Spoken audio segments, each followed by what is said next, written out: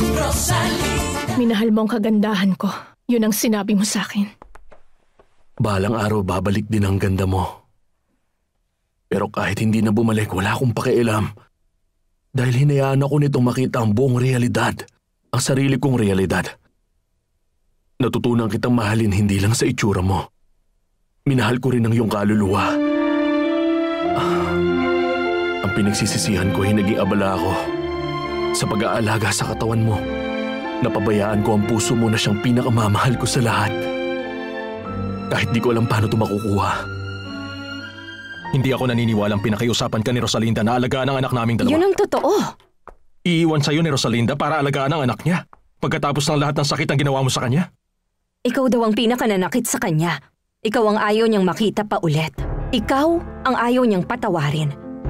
Kaya sa akin niya iniwan ang anak ninyo. Ayaw niyang manatili si Erica sa kanya? Naisip ko, siguradong papakasalan ni Rosalinda si Alex Dorantes. Magkakaroon sila ng anak at yung bata. Anong pinapahiwatig mo? Naiiwan ni Rosalinda ang anak niya? Hindi. Wala akong sinasabing ganyan. Sinabi ko lang sa'yo na ipapaalaga niya sa akin ang anak niyo. At papakiusapan kitang manatili siya sa bahay. Alam mong pinalaki ko siya ng may buong pagmamahal ko.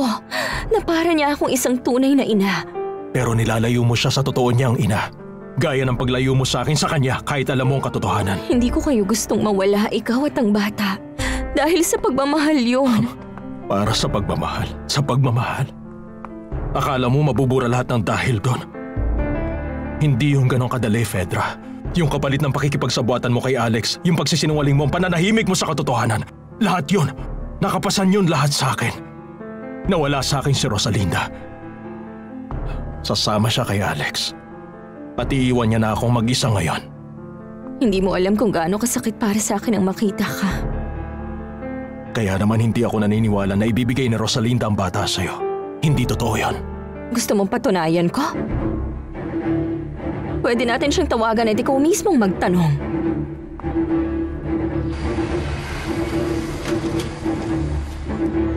Sulat po! Magandang umaga. Salamat. Sige.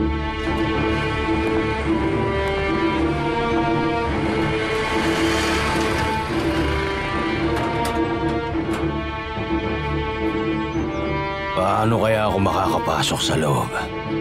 Paano kaya?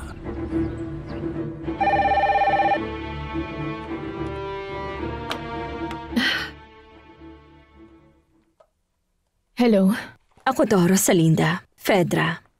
Nandito si Fernando Jose. Sinabi ko sa kanya na mananatili sa akin ang bata. Ayaw niyang maniwala. Pwedeng ikaw mismong magsabi sa kanya?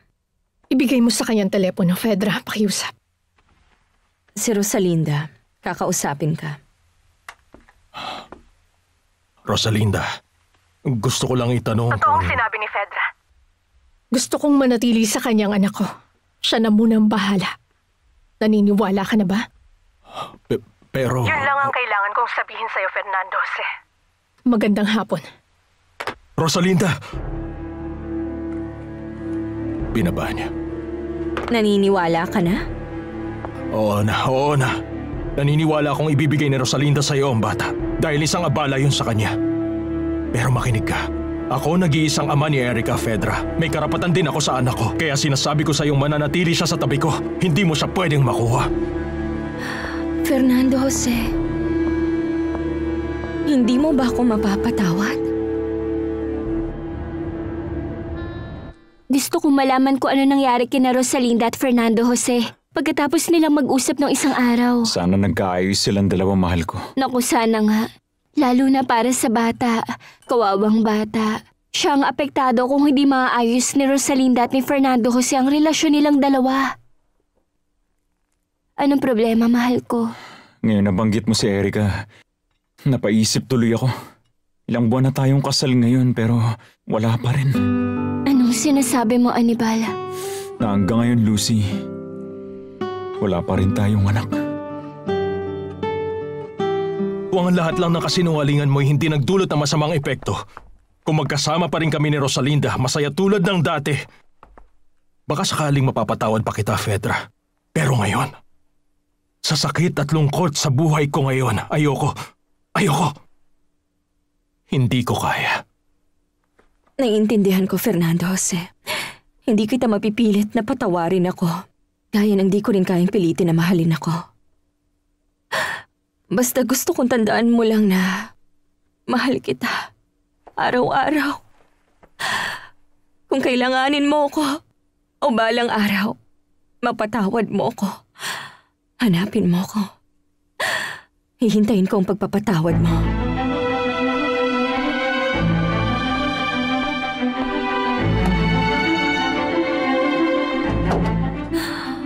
Babalik ka rin sa akin, Fernando Jose. Kahit hindi mo ko mahalin, babalik ka rin sa akin. Pangako. Sisiguraduhin ko.